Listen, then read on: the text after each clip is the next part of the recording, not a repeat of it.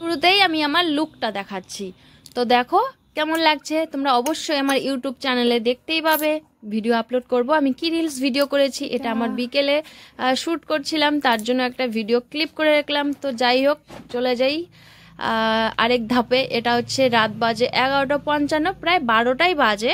আমি কি করছি বলো তো? এই দেখো, মুখ ফেস ওয়াশ করছি, ফেসিয়াল করছি।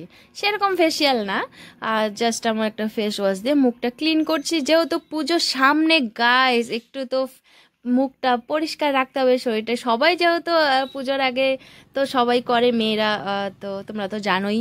যারা যারা পুরুষ মানুষ দেখছো তাদেরকেই বলছি, যাদের ঘরে বউ আছে তারাও তো অবশ্যই পুজোর আগে আগে এগুলো করেই। তো যাই হোক, মুখটা একটু ফেসিয়াল করছি, আর ফেসিয়াল বলতে ফেস ওয়াশ। তো যাই হোক, আমি মুখটা ধুয়ে নিয়ে এসেছি, আর এখন খুব খুব মানে ক্লিন লাগছে। আর ক্যামেরাতে একটু কালো কালো লাগছে, কিন্তু অরিজিনালি যখন মুখটা ধুয়ে আসলাম এত সুন্দর লাগছে। আমার এই যে টুনটুনি মা, টিয়া মা, আমার টিয়া পাখি, রাত বাজে 12টা, এখনও ঘুমায়নিও। কত রাতে, অনেক অনেক রাত্রে ঘুমায়। তো যাই হোক, আর সারাদিনে কোনো ব্লগ ভিডিও দেইনি।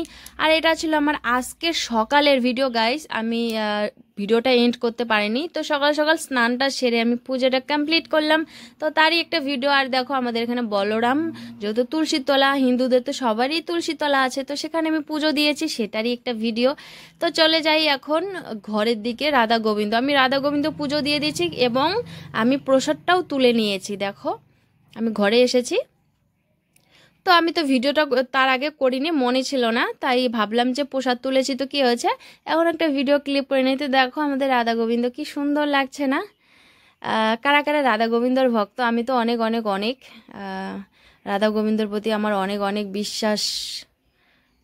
যাই হোক, আমি সব কিছু তোমাদের সঙ্গে তুলে ধরছি না এটা। তো আজকের মতো টাটা, বাই বাই, দেখা হচ্ছে নেক্সট ব্লগে।